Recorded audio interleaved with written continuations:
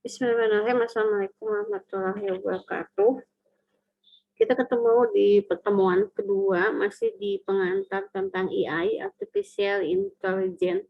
Di bab ini, di pertemuan ini kita akan membahas tentang definisinya dari AI, kemudian apa bedanya kecerdasan buatan dengan kecerdasan alami yang dimiliki manusia. Kemudian kita akan membahas juga tentang historinya dan aplikasi yang saat ini sudah ada dalam kehidupan kita sehari-hari. Nah, sebelum kita ke definisi kecerdasan buatan, kita tentu harus tahu apa itu kecerdasan. Manusia itu memiliki berbagai macam kecerdasan. Ada yang cerdas di bidang musik, ada yang cerdas di bidang olahraga, ada yang cerdas di bidang matematika, ada yang cerdas di bidang manajemen, ada yang cerdas dalam berbicara, dan tentu kecerdasan ini akan berbeda-beda pada tiap orang, dan itu juga nanti ke aplikasi kecerdasan buatan juga akan berbeda-beda. Nah, kecerdasan itu adalah proses sifat dari manusia. Yang pertama adalah belajar dari pengalaman, dan itu tentu beda-beda. Ada yang belajarnya dengan cepat, ada yang belajar dengan lambat dari pengalaman itu. Kemudian ada menentukan inti dari pesan yang ambigu. Misalnya ada kalimat yang tidak lengkap subjek, predikat, objeknya. Tapi kita bisa menemukan inti dari pesan yang ambigu itu. Kemudian ketika kita ketemu dengan situasi baru, maka manusia itu memiliki sifat beradaptasi. Dan itu direspon dengan cepat. Kalau dia direspon dengan cepat, artinya dia cerdas untuk beradaptasi. Kemudian menggunakan pertimbangan dalam memecahkan persoalan. Tentu ketika kita menghadapi berbagai macam persoalan, maka manusia harus memiliki pertimbangan. Dan itu kadang tidak hanya satu, bisa jadi beberapa pertimbangan untuk melakukan pemecahan masalahnya. Kemudian ketika kita menghadapi situasi yang membingungkan, maka kita bisa menentukan mana yang akan kita pilih dari dua kondisi yang membingungkan itu. Kemudian juga bisa memahami dengan cara rasional. Rasional itu betul, benar, tidak salah, gitu. Dan belum tentu cerdas itu rasional. Kemudian cerdas berarti bisa menerapkan pengetahuan untuk memanipulasi lingkungan. Kalau lingkungan kita dingin, apa yang harus kita lakukan? Memakai selimut atau membuka baju. Nah, itu menerapkan pengetahuan. Kemudian berpikir dan mempertimbangkan, itu betul-betul sifat pada kecerdasan manusia. Nah, kecerdasan buatan itu banyak yang mendefinisikan. Dari beberapa definisi itu kita lihat ada saya garis bawahi ada otomasi, ada proses berpikir, ada pemecahan masalah, pembelajaran, kemudian juga ada kemampuan mengindra dengan model komputasi. Kemudian lakukan sesuatu sehingga menjadi lebih baik. Kemudian dari sini ada ilmu komputernya, kemudian ada otomasi perilaku. Sehingga dari sini bisa disimpulkan kecerdasan buatan itu adalah bagian dari ilmu komputer yang mempelajari bagaimana membuat mesin dapat melakukan pekerjaan yang seperti manusia atau sebaik manusia, bahkan bisa lebih baik dari manusia. Nah, bagaimana kecerdasan itu bisa diberikan kepada mesin? Kita lihat dulu kategori dalam kecerdasan buatan. Thinking, berpikir atau berbuat seperti manusia, dan berpikir dan berbuat secara rasional. Apa bedanya nanti kita lihat. Nah, acting humanly ini adalah konsep dari Alan Turing tahun 50 yang mengusulkan apakah manusia bisa berbuat seperti manusia. Kemudian, nah ini tujuannya memungkinkan pendekatan ilmiah melakukan percobaan, lihat perilakunya, bukan proses di belakangnya. Artinya Turing test itu tidak melihat bagaimana dia diprogram, bagaimana kecerdasan itu ditransfer dan sebagainya, tapi dia melihat perilakunya. Sehingga Turing sampai mengusulkan suatu proses uji coba yang disebut dengan Turing test. Turing test itu seperti ini. Si C, dia berada di ruang terpisah dengan A dan B. Si C tidak tahu yang mana yang mesin, mana yang komputer, atau mana yang manusia. Nah, si C ini disebut sebagai interrogator. Yang mesin itu A atau B, sehingga si C akan mengajukan pertanyaan. Dia pertanyaannya melalui papan ketik, jadi tidak pakai suara. Dan si A dan si B juga menjawab melalui papan ketik. Ketika si A yang merupakan mesin, yang sebenarnya C tidak tahu kalau A itu ada sebuah mesin, ketika si A itu bisa menjawab pertanyaan mirip dengan si B atau sama dengan si B, sehingga si C itu tidak tahu kalau si A itu adalah mesin, maka disebut bahwa mesin A atau komputer A itu melewati Turing test. Itu yang disebut dengan uji Turing. Dan konsep ini masih dipakai sampai sekarang. Kemudian setelah acting humanly, maka kemudian ada thinking humanly. Berpikir seperti manusia. Bagaimana manusia berpikir? Itu melalui introspeksi diri. Yang kemarin saya sudah melakukan apa ya? Kemarin saya pakai baju apa ya? Begitu. Dan setelah itu, pertama dari top down dulu, dari otak itu kemudian masuk ke manusia itu ke bawah, dimasukkan ke pengetahuan. Setelah itu identifikasinya bottom up. Kemarin saya udah pakai baju merah, berarti sekarang jangan pakai baju merah. Berarti sekarang itu kuning deh gitu. Nah, itu adalah bagian thinking humanly. Kemudian ada lagi thinking rationally. Thinking humanly kadang beda dengan thinking rationally. Kenapa? Karena thinking rationally itu sifatnya normatif. Artinya bagaimana kita bisa berpikir logis, karena tidak semua thinking humanly manusia berpikir itu belum tentu benar. Apa yang jadi patokan benar bagi sebuah mesin? Berarti berdasarkan pengalaman yang sudah diberikan. Maka pengalaman apa yang sudah dimiliki? Jadi kalau kita manusia berpikir rasional itu misalkan berbasis melihat agama, melihat keadaan, melihat kebiasaan. Kalau mesin, maka dia berpikir logisnya, berpikir benarnya sesuai dengan pengalaman yang diinputkan sebelumnya. Kemudian ada lagi acting rationally, berperilaku rasional, melakukan hal yang benar. Seperti tadi, melakukan hal yang benar belum tentu disebut acting humanly. Jadi bagaimana hal yang benar itu? Hal yang diharapkan dapat memaksimalkan pencapaian tujuan. Jadi tujuannya apa? Kemudian ingat informasi yang kemarin apa. Kemudian setelah itu baru acting. Jadi tidak selalu melibatkan thinking. Misalnya berkedip, tapi berpikir harus dalam rangka melakukan tindakan rasional. Kalau berkedip itu tidak berpikir, tapi langsung ke acting. Gitu.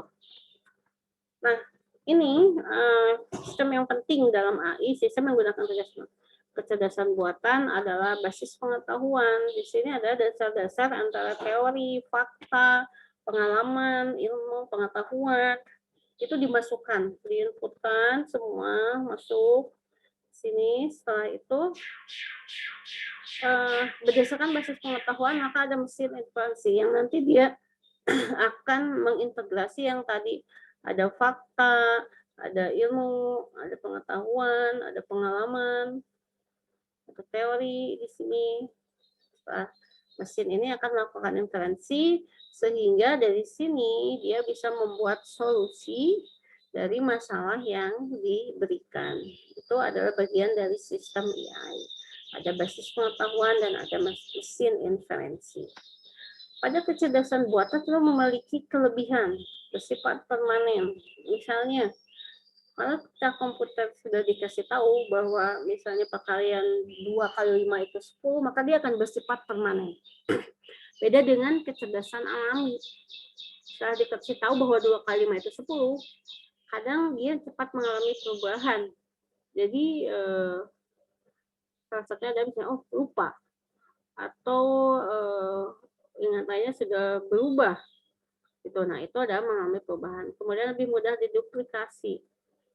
Lebih mudah membuat sistem yang menghafal perkalian tadi 2 kali 5 dibandingkan dengan kita mengajarkan manusia, antara manusia dari guru ke manusia, hafalkan 2 kali 5, misalnya perkalian 2, itu membutuhkan proses yang lama. Kemudian lebih murah relatif karena ketika kita mendatangkan seperti tadi mendatangkan seorang pakar yang ahli untuk melakukan suatu menyelesaikan sebuah masalah, maka itu tentu lebih mahal. Yang ini proyek pembuatan lebih konsisten karena memang dia berbuat seperti apa yang diprogramkan atau apa yang diinputkan. Tapi kalau manusia dia sering berubah. Kemudian dapat didokumentasikan. Ketika kita ingin membuat lagi suatu sistem yang sama, maka kita bisa ngecek dokumentasinya. Bagaimana tadi sistem bisa menghafalkan perkalian 2 misalnya. Maka itu ada dokumentasinya. Tapi kalau kecerdasan alami sudah dokumentasi. Kita tidak bisa misalnya bagaimana si A bisa menghafal dengan cepat perkalian 2. Kita cek dokumentasinya supaya bisa diduplikasi ke si C, supaya si C bisa hafal perkalian 2. Nah, itu sulit karena tidak ada dokumentasi. Dan lebih cepat tentu karena dia komputer, artinya berpikirnya hanya di situ fokus, sehingga dia lebih cepat. Teliti, sekarang sudah banyak sistem yang bisa membahas ketelitian manusia ini.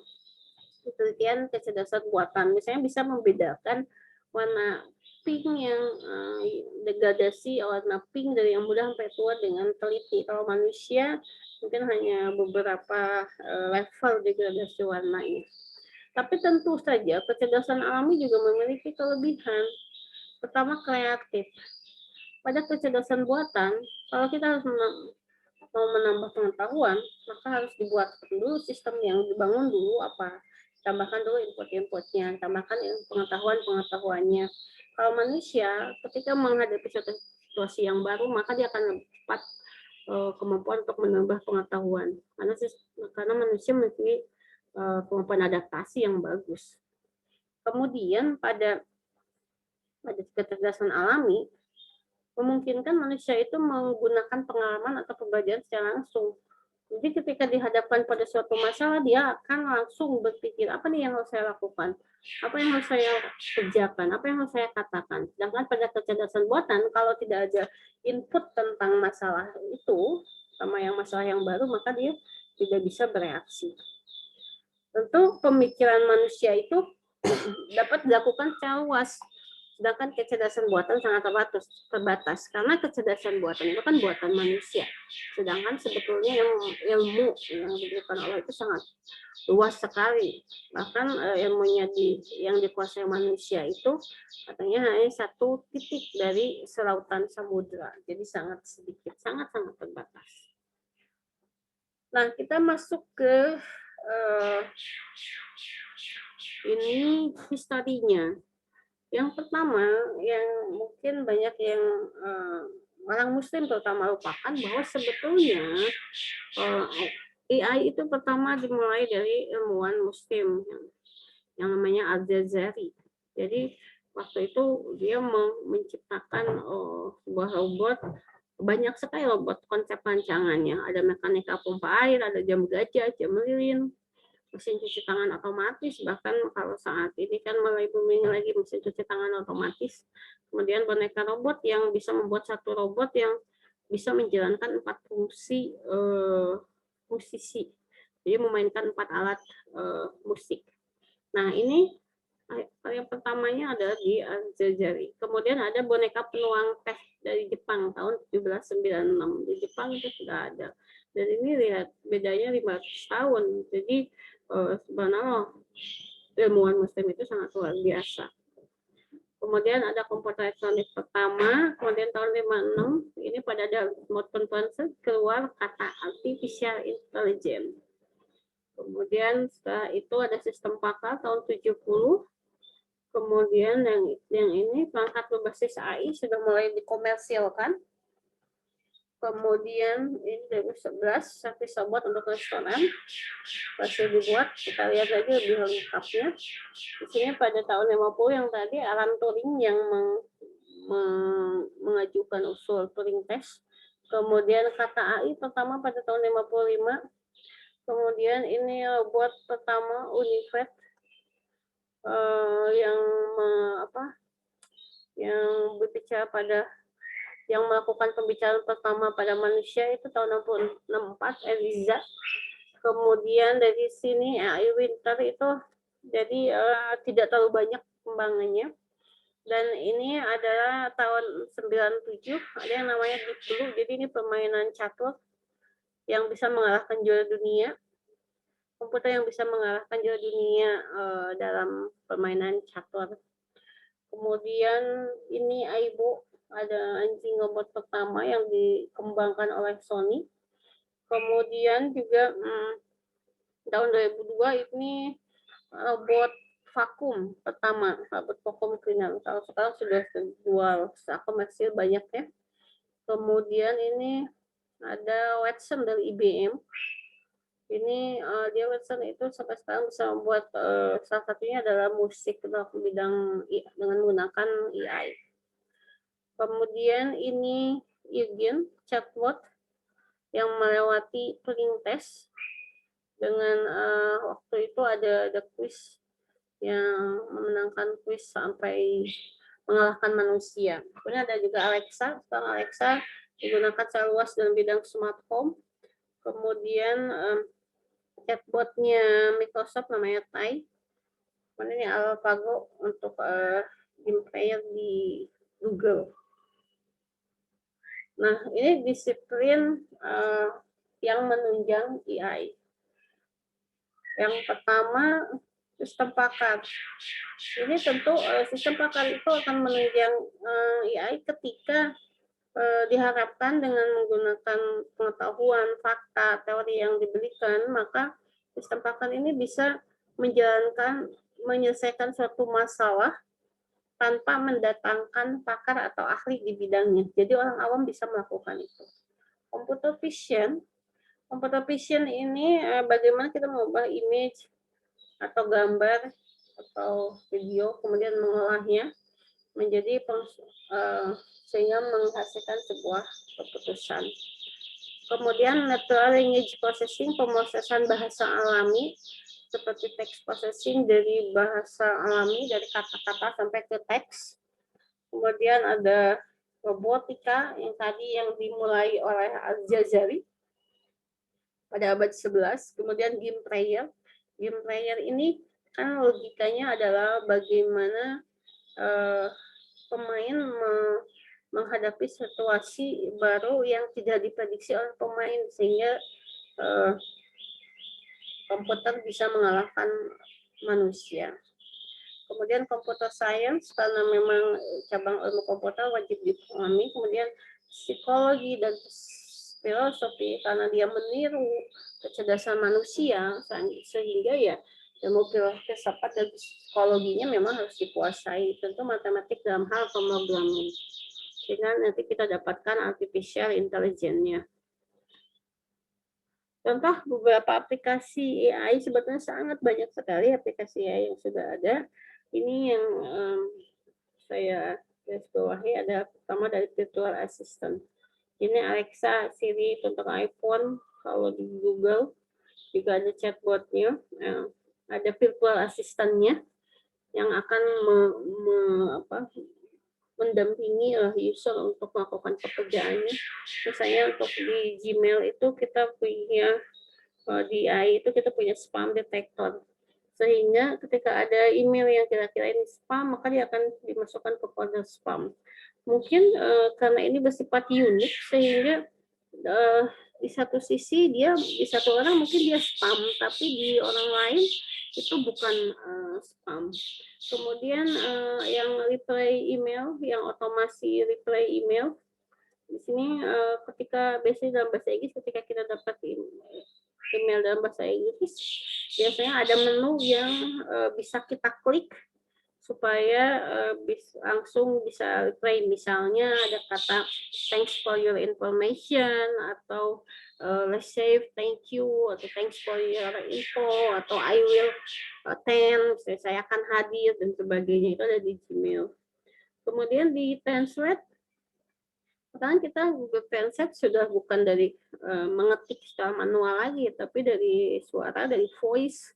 Kita tinggal ngomong, atau bahkan sudah mulai di kamera, sehingga kalau kita mau translate bahasa Arab pakai Google gitu ya, tidak perlu ketika keyboard kita tidak support bahasa Arab, tulisan Arab, maka kita tinggal dipakai kameranya saja sehingga dia bisa langsung translate. Untuk Maps, ini kita bisa ngecek trafficnya.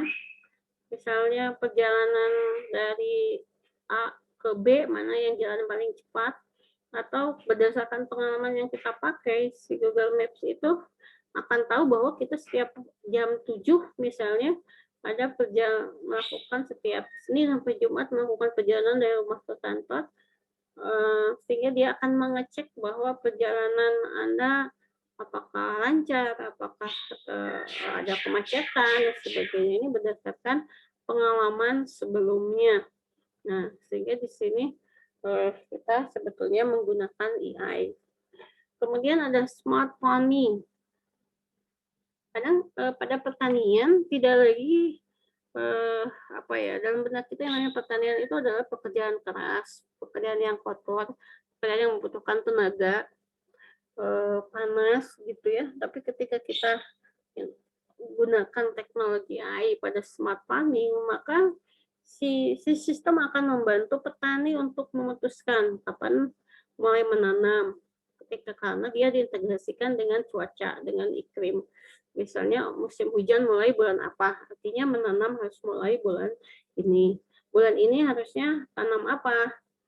Kalau misalnya tanam bayam, artinya kapan bisa panen? Kemudian kalau kita tanam bayam, berapa banyak pupuknya? Kemudian bagaimana pemasarannya? Bagaimana pengairannya, dan sebagainya. Itu berdasarkan smart farming dengan menggunakan AI. Kemudian di digital marketing, kita kadang sering melihat kalau kita lagi telusuri Facebook, misalnya tiba-tiba ada iklan yang memang sesuai dengan referensi kita. Kalau Anda pernah memasang iklan di Facebook, itu akan ditanya referensi kita buat siapa? Buat perempuan, apa buat laki-laki? Buat anak-anak, buat ABG, apa buat wanita dewasa? Kemudian usia umurnya dari berapa? Kemudian apakah rumah tangga atau pekerja kantoran, apakah mau spesifikasi, apakah mau ke khusus guru misalnya. Nah, misalnya iklan-iklan yang ada di Facebook itu setiap orang akan beda karena berdasarkan preferensi kita. Atau kalau kita misalnya buka e-commerce, Tokopedia, Lazada, atau Shopee, biasanya yang tampilan awal depan itu adalah produk-produk yang memang pernah kita lihat sebelumnya. Artinya si sistem mengidentifikasi bahwa produk itu ada produk kesukaan kita gitu. Nah, ini adalah contoh Sephora itu adalah chatbot di Amazon yang menanyakan mau produknya apa, nanti bisa dibantu. Misalnya, saya mau butuh tentang produk kosmetik. Apa yang mau kosmetik di mana, rambut, wajah, dan sebagainya, maka dia nanti akan merekomendasikan produk-produk yang bisa dilihat. Kita lihat ke smart home yang menggunakan AI. Nah, ini perangkat-perangkat di rumah itu terkoneksi ke smartphone. Misalnya seperti ini, ada suara keras di dapur, maka dia akan memberikan notif ke user. Nah, di user ini akan mengecek ada apakah di dapur. Oh, ternyata ada mess, ada kotoran. sehingga dia akan menjalankan vakum robotnya untuk membersihkan kotoran itu. Dan kita bisa ngecek pakai CCTV atau kamera bahwa oh itu sudah dibersihkan, dan ketika sudah dibersihkan maka ada notifikasi selesai, sehingga si user hanya tinggal cek di smartphone-nya. Kemudian sistem otomasi keamanannya tidak perlu lagi kunci, tapi sudah menggunakan wajah. Ketika ada wajah yang dikenali maka dia akan membuka pintu otomatis. Sama seperti itu ketika ada wajah orang asing, oh itu dikenali dengan paket yang biasa, mantap, jadi aman, jadi bisa diterima. Kemudian juga di smart kitchen-nya kita akan bisa melihat di stok makanan kita ada apa aja. Kemudian pengoperasiannya juga berdasarkan KPI, semua ada di dalam satu tangan gitu. Jadi semua terkendali dalam satu tangan, sehingga disebut dengan smart home device. Kemudian ada lagi sistem biometrics. Sistem biometrics itu jadi berdasarkan keamanan, berdasarkan data tubuh kita, ada wajah, retina, DNA, sidik jari, kemudian bahkan telinga akustik gitu ya. Nah, itu bisa lihat juga dari tanda tangan, bahkan dari bau kita, dari suara kita gitu. Nah, ya itu pertama informasi biometriknya dimasukkan, kemudian sistem AI akan memahami, disimpan di database dan sampai mengeluarkan keputusan apakah itu detik aman atau tidak, secure atau tidak. Kemudian pada robotic process automation ini kita lihat salah satu contoh robot yang bisa menemani kita sehari-hari ya, Emo namanya. Yang dilengkapi dengan kecerdasan buatan dan kepribadian berkat sensor dan teknologi yang unik. Dilengkapi dengan kamera wide angle, sensor optical drop, rangkaian mikrofon, dan prosesor jaringan saraf dan berbagai fitur lainnya. Robot kecil ini mampu bereaksi kepada Anda dengan emosi dan tindakan yang realistis. Dengan lebih dari 10 sensor internal canggih, Emo tahu apa yang terjadi di sekitarnya. Emo juga dilengkapi voice assistant. Dirancang dengan banyak sensor dan teknologi mutakhir, Emo adalah robot peliharaan AI desktop keren dengan karakter yang dapat menjelajahi dunia sendiri dan bereaksi terhadap Anda, dengan pengenalan 1000 lebih wajah dan gerakan. Seperti teman setia, Emo dapat menghibur Anda dengan musik, gerakan menari, dan game online. Emo juga merupakan penolong hebat yang dapat membangunkan ketika Anda tidur, menyalakan lampu, mengambil gambar, dan dapat menjawab pertanyaan Anda. Emo merupakan robot peliharaan AI yang selalu penasaran dan ingin tahu tentang dunia di sekitarnya. Dia bergerak secara mandiri untuk menjelajahi lingkungannya sendiri. Dia melacak suara, mengenali orang, hingga 10 orang dan objek, serta dengan ahli menavigasi desktop Anda tanpa pernah jatuh. Emo membuat keputusan sendiri dan kepribadiannya berkembang berdasarkan lingkungan dan interaksi Anda. Itu satu contoh robot Emo.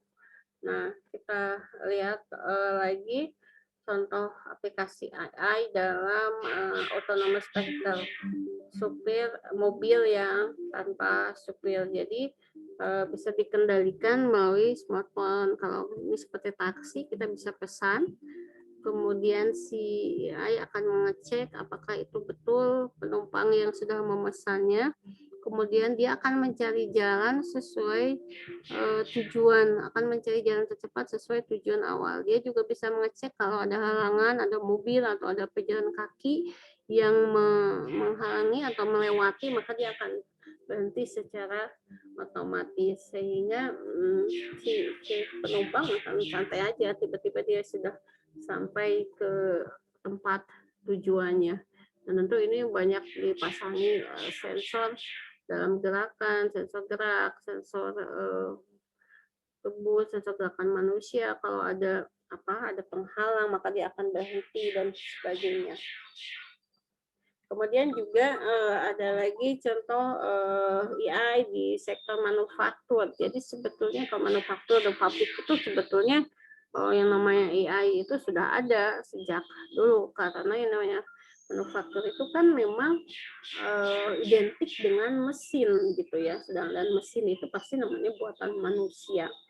Nah, sehingga sebetulnya pabrik itu sudah mendigitalisasi dalam pengertian tiap tahun tentu akan berbeda-beda gitu ya. Nah, salah satunya ada 10 contoh penerapan AI di sektor manufaktur adalah yang pertama adalah tentang pengecekan kualitas, karena kita tidak mungkin selalu mengandalkan manusia untuk mengecek kualitas ini mesin apa servis mobil gitu ya, soal mobil itu perbaikan sudah melalui AI, kemudian manajemen juga sehingga bisa mengurangi efektivitas dan biaya. Kemudian juga bisa mendesain lebih cepat, karena kalau manusia mendesain itu tentu lama. Dan ini memungkinkan efektivitas biaya juga. Kemudian mengurangi dampak lingkungan, karena dia bisa mendeteksi kalau ada misalnya ada keracunan, kebocoran gas gitu yang bisa membahayakan manusia. Kemudian pemanfaatan data juga, penyimpanan data secara digital itu bisa meningkatkan produktivitas dari pabrik. Kemudian juga supply chain dalam pabrik itu adalah manajemen yang sangat mendukung sehingga harus bisa diefektifkan. Nah, ini menggunakan AI.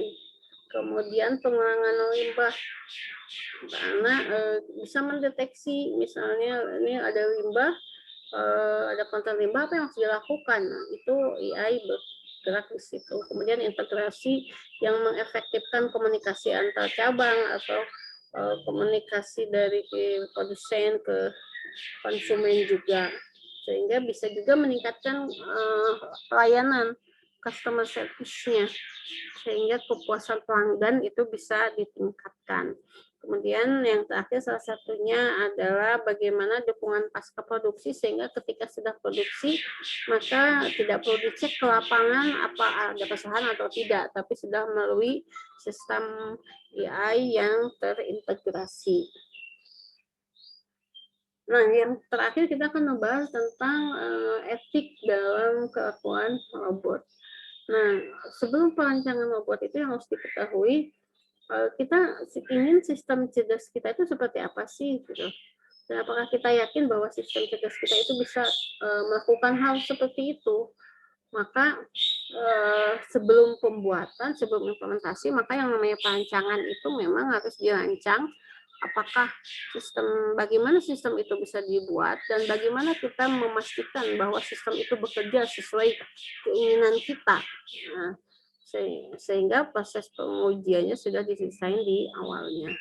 Ada 3 hukum robot menurut Asimov, yaitu yang pertama adalah sebuah robot itu tidak boleh melukai manusia.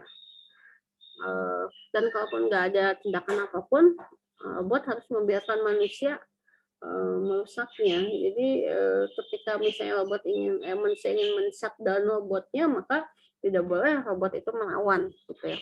Kemudian aturan kedua itu robot itu harus mematuhi perintah manusia, kecuali sekali lagi aturan nomor 1 dilanggar selama tidak melukai manusia. Kemudian yang ketiga, walaupun bagaimanapun robot juga harus memproteksi dirinya sendiri selama sekali lagi tidak melukai manusia. Tapi tentu ketika itu berjalan seperti kita itu sudah diimplementasikan, kalau kita lihat film-film yang di Hollywood itu, kita apakah secara moral sebuah sistem cerdas itu bisa dibatasi? Kalau misalnya bisa nggak kita batasi? Dan memang harus dibatasi dan bisa, dan tentu apa batasannya. Jadi ketika kita membuat sebuah sistem cerdas, ada batasan-batasan yang nggak boleh kita lewati.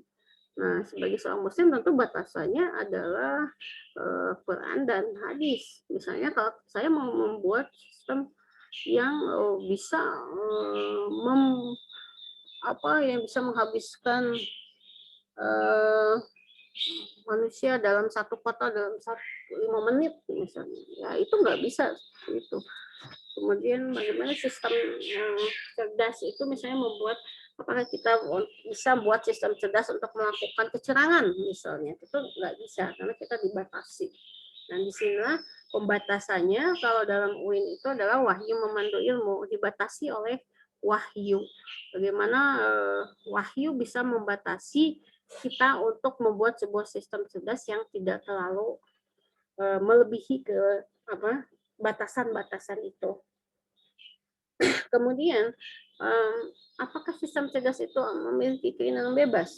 Seperti kita misalnya, kalau kita makannya yang dibolehkan nasi, tapi saya pengen kentang, tapi saya pengen makanan yang lain. Nah, apakah sistem cerdas itu boleh memiliki keinginan itu? Dan apakah sistem cerdas itu memiliki consciousness itu kesadaran? Jadi setelah dia kesadaran itu artinya tanpa ada berdasarkan pengalaman-pengalaman itu dia akan improve diri sehingga AI-nya akan setahun sekali akan kuat sehingga dia akan mencari ilmu baru terus dan apakah kalau manusia itu kan kalau dikasih ilmu terus menerus dan dia bisa bikin dia stres, bisa bikin dia gila. Nah, apakah sistem cerdas kita bisa melakukan hal seperti itu? Nah, itu harus dipertanyakan juga ketika kita ingin membuat sebuah sistem cerdas. Nah, kalau misalnya sistem kita memiliki etika sendiri, moral sendiri, apakah kita bisa, apakah kita membolehkannya? Kalau kita lihat film-film seperti Terminator itu kan ternyata setelah dibuat ternyata dia memiliki kecerdasan yang luar biasa sehingga dia melakukan keinginannya sendiri untuk memberontak untuk menghancurkan manusia. Nah itu etik concern dalam bidang kecerdasan buatan. Jadi sekali lagi kita ada batasan-batasan yang harus kita pahami.